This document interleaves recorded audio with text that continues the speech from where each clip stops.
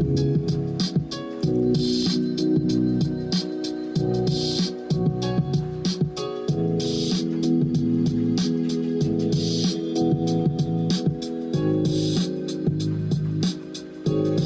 kasi kayo po ang po na dyan po. Tumakbo kayo nung gusto nyong tumayo. Kaso sa gintong upuan kayo na silaw. Pinulagay nyong mata nakadilat sa araw. Sinasabi ang lahat, mga utak sibuyas. Palabas bumapakat, pagbukas bibig na dudulas. Madalas nakakasilaw sa tenga ang pera. Kapag nagsasalita naliligaw lahat ng utos sila.